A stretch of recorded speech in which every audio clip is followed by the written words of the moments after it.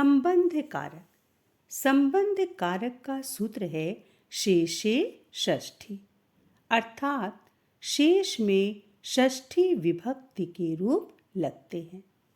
यानी कर्ता, कर्म, करण, संप्रदान, अपादान और अधिकरण, इन 6 कारकों के अतिरिक्त जब 2 संज्ञा या सर्वनाम शब्दों का परस्पर स्वामी सेवक, पिता पुत्र, पति पत्नी, गुरु शिष्य और कार्य कारण आदि का संबंध होता है, तब जिसका संबंध होता है वह संबंध कारक कहलाता है और उसमें षष्ठी विभक्ति के रूप प्रयुक्त होते हैं। संबंध कारक का चिन्ह का, की, के, रा, री, रे, ना, नी, ने होता है। जैसे राम दशरथ के पुत्र थे, यहाँ पर राम दशरथ, इन 2 शब्दों में दशरथ और राम यानी पिता पुत्र के संबंध को बताया जा रहा है।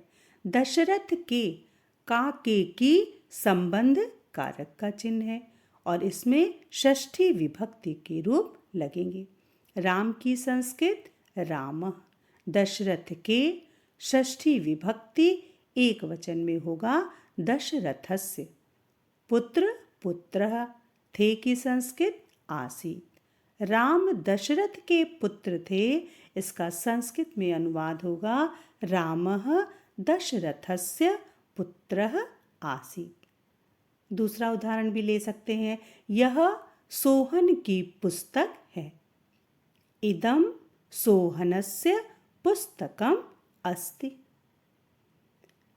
तुल्य, सदृश, सम, समान, इन शब्दों के योग में भी षष्ठी विभक्ति लगती है और इसके साथ ही साथ तृतीया विभक्ति के रूपों का भी प्रयोग तुल्य, सदृश, सम, समान शब्दों के साथ किया जाता है।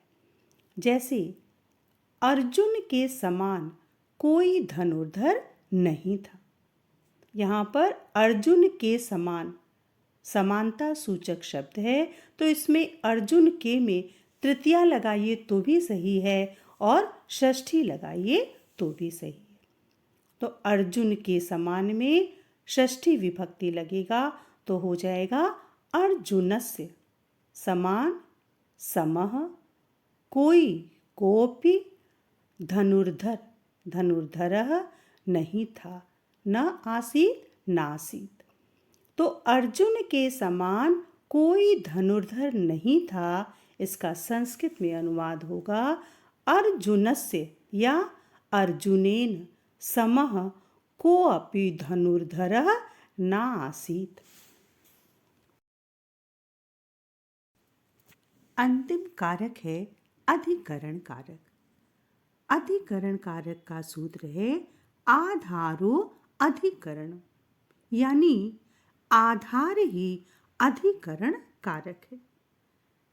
वाक्य में जो शब्द क्रिया का आधार होता है, अर्थात जिस वस्तु या स्थान पर कोई कार्य होता है, उसे अधिकरण कारक कहा जाता है। अधिकरण कारक का चिन्ह है में, पर और पै। सप्तम्य अधिकरणे च, और अधिकरण कारक में सप्तमी विभक्ति के रूपों का प्रयोग किया जाता है। जैसे वन में मोर नाचते हैं। यहाँ पर वन में किस कारक का चिन्ह है? अधिकरण कारक का चिन्ह है और अधिकरण में सप्तमी विभक्ति लगती है, इसलिए वन में की संस्कृत हो जाएगी सप्तमी में वने।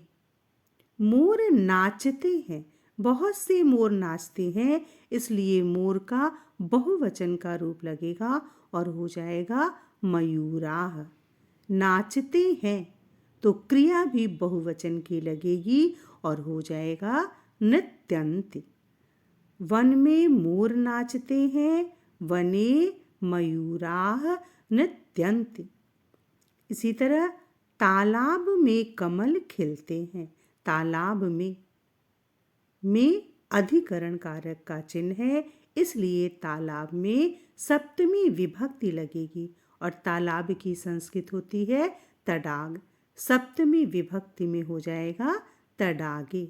और बहुत से कमल खिलते हैं तो बहुवचन का रूप लगेगा और हो जाएगा कमलानि।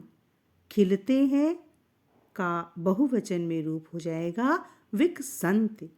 तालाब में कमल खिलते हैं का संस्कृत में अनुवाद होगा तडागे कमलानि विकसंति। तो अधिकरण कारक का चिन्ह होता है में, पर और पै। इसमें सप्तमी विभक्ति के रूपों का प्रयोग किया जाता है।